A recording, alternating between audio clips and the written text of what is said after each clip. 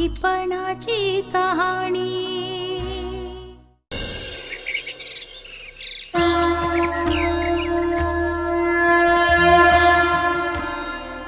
आई, मनात दुविधा निर्माण झाली आणि तू मार्ग दाखवला नाहीस, असं कधीच झालं नाही। पण काल दादू भटांनी सांगितलेल्या गोष्टीमुळे माझं मन द्विधा झालं होतं। पण तू स्वप्नात आलीस आणि मला मार्ग दाखवलास। तू धन्य आहेस आई, तू धन्य आहेस। दादू भट, मी तुमचीच वाट बघत होते। म्हणजे आईने मला कौल दिलाय, दृष्टांत दिलाय। ती म्हणाली तू सविताच्या घरी जाऊन राहा। खरंच? खरंच दादू भट, आई म्हणाली की हे देऊळ आता जागत झालंय, इथे माणसांची वर्दळ सुरू झाली, तू जाऊ शकतेस। आणि दादू भट, आईनी तुमच्याही सेवेची दखल घेतलीये बरं। भक्तीची जबाबदारी माझ्यावर, असं म्हणाली ती। धन्य झालो मी, धन्य झालो।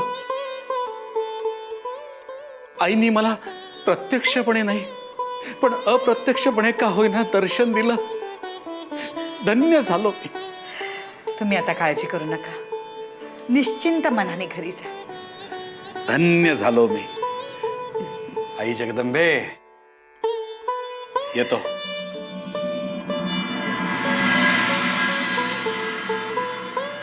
आई, तुझ्या स्पर्शाने आमच्या सगळ्यांचे आयुष्य उजळून निघाले।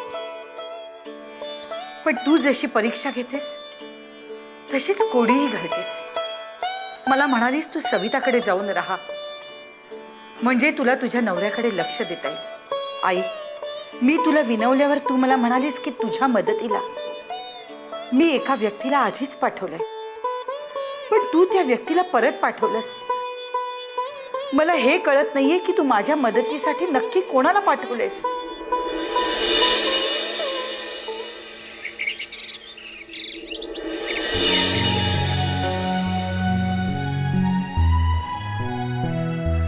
हा, सुखी राहा। येते। डॅड, मला नाही जायचंय। अगं येडी का काय तू? हा? नाही, मला ठाव आहे तुझं पाऊल बाहेर का नाही पडत आहे ते, पण मी तुला सबूत दिलाय का नाही? मग तुला ज्या ज्या सुधारणा व्हायला पाहिजे ना गावात त्या समजा करणार आहे। अगं त्या हॉस्पिटलच्या कामाला सुरुवात पण झालेली आहे। रिअली? मग पण डॅड, त्या माईला तुम्ही... त्या माईची चिंता सोड ग, त्या माईला मी आणतो बरोबर वटणीवर, यू डोंट वरी। बरं, आजोबांना भेटून निघते। आता कुठं भेटते? अगं एक तर ते आता झोपले असतील, हा, आणि तू लगेच जाणार म्हटलं त्यांना धक्का बसला म्हणजे मग म्हणून म्हणतोय। कसं आहे, ती जादू टोणा करणारी बाई, ते त्यांना कळलं व त्यांना भीती वाटली किंवा ते एकदम रागावले तर त्यांच्या तब्येतीची आपण काळजी घ्यायला पाहिजे ना, म्हणून म्हणतो। मी गेल्याचं कधी ना कधी तरी त्यांना कळणारच आहे, मग म्हणतील भेटून सुद्धा नाही गेली। अगं मी सांगेन ना त्यांना, हा, आणि काय एकदम अशी ताटातूट त्यांना झेपायची नाही।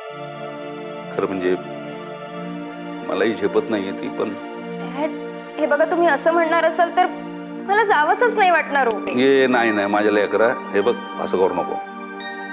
अगं माझ्या मायपोटी तुझ्या करिअरची मला वाट नाही लावायची। चल चल चल चल चल चल, मी तुला गाडीपर्यंत सोडून येतो, चल।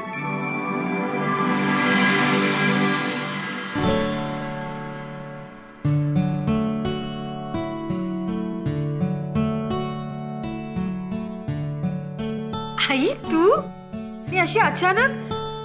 आणि हे मी तुझ्याकडे राहायला आले, चालेल ना? अशी काय विचारतेस?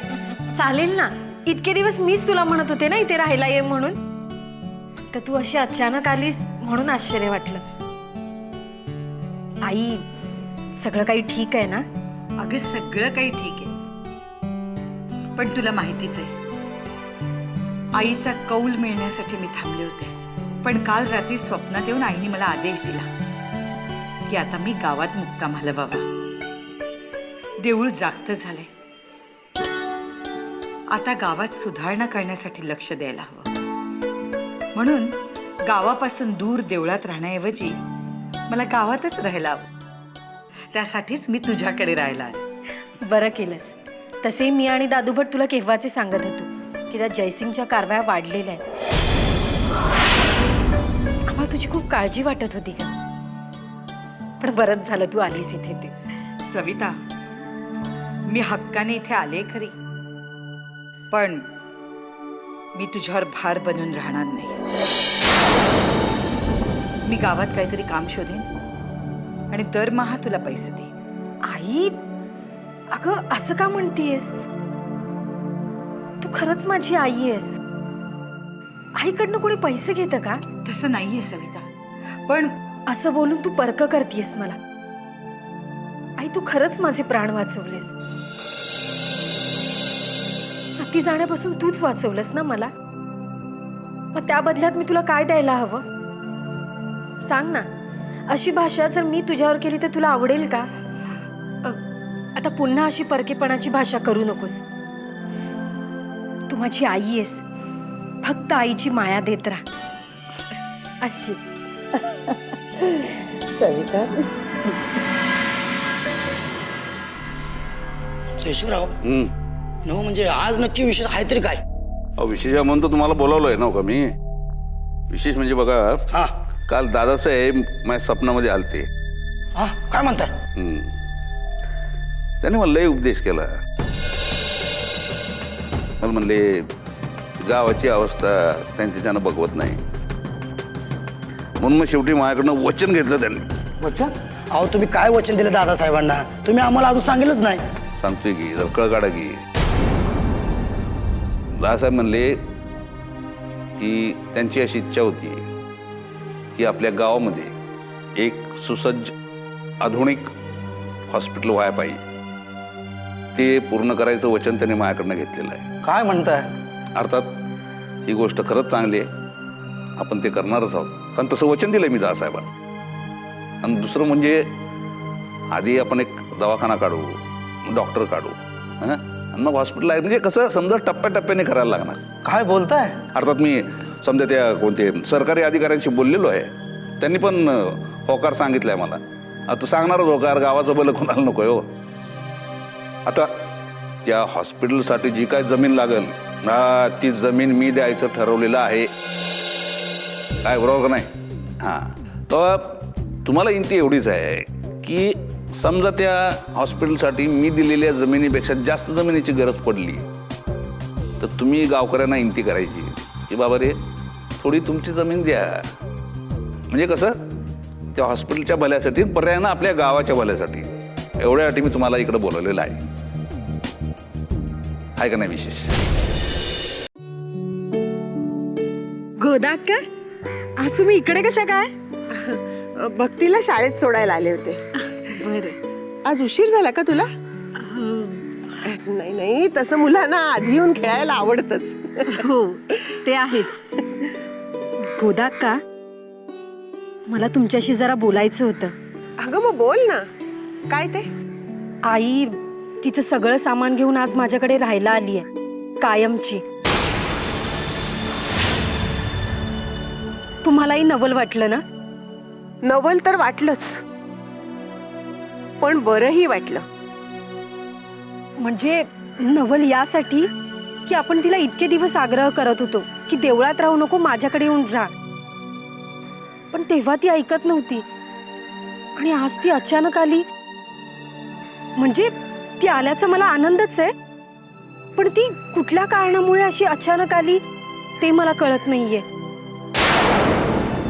खुदाक्का, ह्या मागे नक्कीच काहीतरी कारण असेल. तुम्हाला काही माहितीये का काय झालंय ते? आता काय सांगू हिला?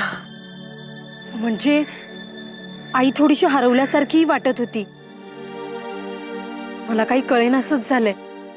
ती दादू भटांशी नक्कीच याबद्दल काहीतरी बोलली असेल. तुम्हाला काही माहितीये?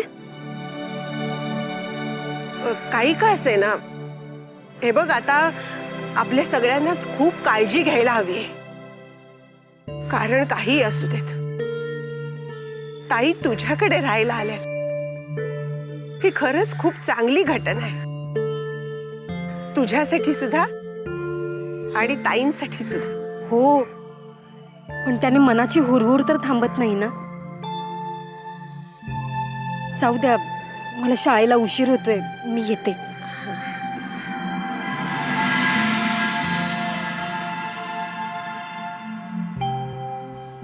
काय काय होणार आहे ते त्या जगदंबेलाच ठाऊक आहे.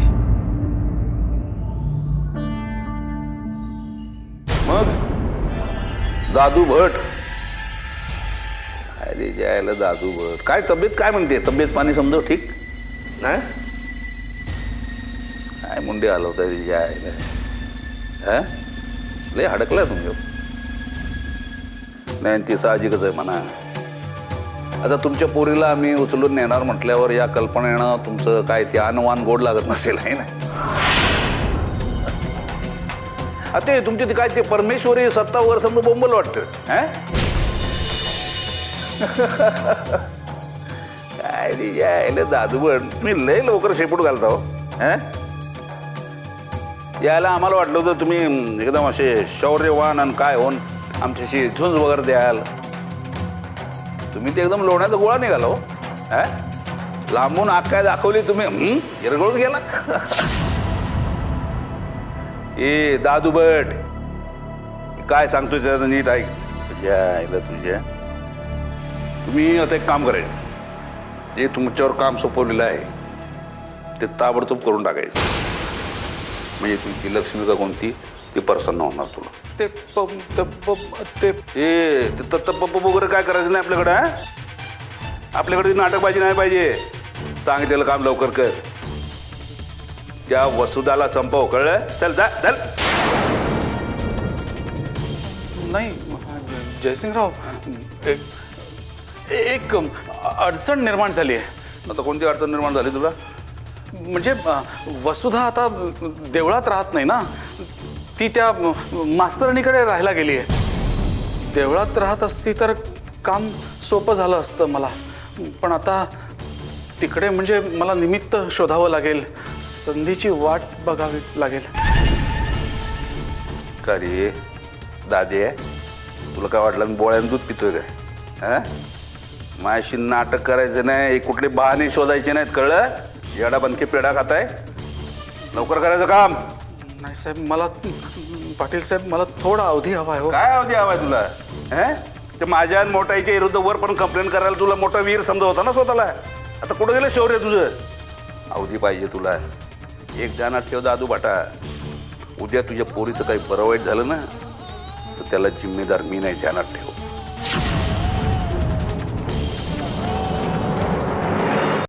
काय दादासाहेब अजून जिवंत आहेत? होय, आणि हे माहीत असणारी तू जगातली दुसरी व्यक्ती आहे. तो आम्ही सांगितलेलं ऐकायचं, दादासाहेबाची त्या कागदावर सही घ्यायची आणि आपल्या कामाला निघून जायचं. मुळीच नाही. मी दादासाहेबांची फसवणूक करणार नाही. मी तुम्हाला याआधीही सांगितलंय की जे योग्य आणि खरं आहे तेच होईल. मी आता सगळ्या गावाला सांगणार की दादासाहेब जिवंत आहेत म्हणून. बाबू, त्याच्या आला ते वकील लय बोलतंय, बोलण्याचं काम आहे त्याचं, आणि त्याला भाषा फक्त कायद्याची कळते. तेव्हा त्याला आपला कायदा समजाव. जा कामाला. ठीक आहे.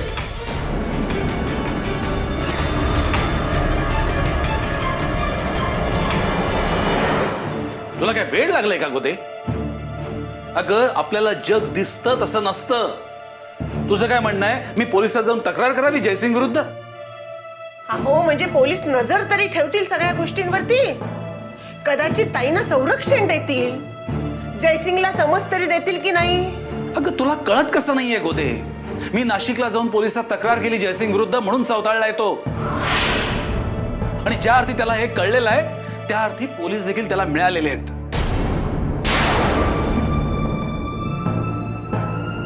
गोदावरी, आपण मोठ्या विश्वासाने आपल्या मित्राच्या खांद्यावर मान टाकावी आणि त्या मित्राने आपल्याशी शत्रुत्व करावं मनातल्या मनात, यासारखी भयंकर गोष्ट नाही. पोलिसात पुन्हा एकदा तक्रार करण्याचा विचार सोडून दे गोदे. अहो पण उद्या गावात बातमी पसरली की दादू भटांना जीवे मारतील, या भीतीने ताईंनी देऊळ सोडलं तर काय म्हणतील लोक? आणि एकदा का हा शिक्का बसला की गावात तोंड दाखवायला जागा उरणार नाही. अगं पण हे कोणाला कळणार आहे? अहो पण ताईने अचानक देऊळ का सोडलं हा विचार तर लोकांच्या मनात येईल ना. आणि ताईंशिवाय देऊळ ही कल्पना सहन करणार नाहीत लोक. चर्चा रंगणारच. उगाच भलते तर्क वितर्क करू नकोस. 1-2 दिवस वाटेल, पण नंतर सवय होईल. तुला कोणी विचारलंय का? मी विचारले.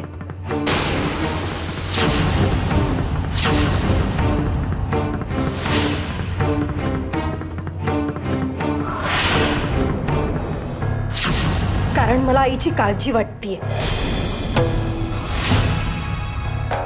आश्चर्य वाटलं मला बघून. अगं नाही, तू काही या घराला परकी नाहीयेस. पण शाळा चालू असताना तू अचानक कशी काय इथे आलीस म्हणून नवल वाटलं, बाकी काही नाही. मुद्दामच आले. मगाशी गोदा अक्काशी बोलताना रागावू नका दादू भट, पण मला असं वाटतंय की गोदा अक्का कसल्या तरी दडपणा घालतीये आणि त्याचा संबंध आईने देऊळ सोडण्याशी आहे. तुम्हाला नक्कीच काहीतरी माहितीये आईने देऊळ का सोडले ते.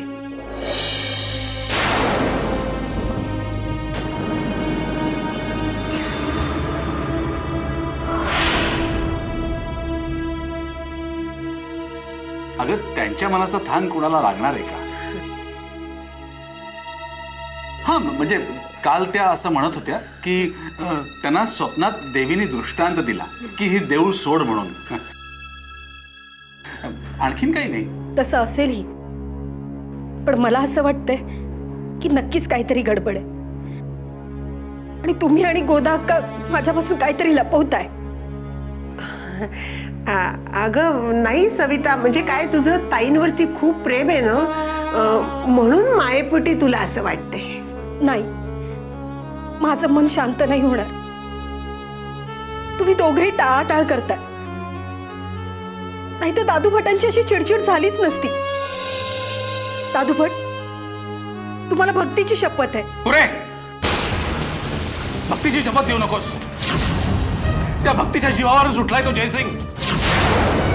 त्यांनी मला धमकी दिली आहे की मी जर माईंना मारलं नाही तर तो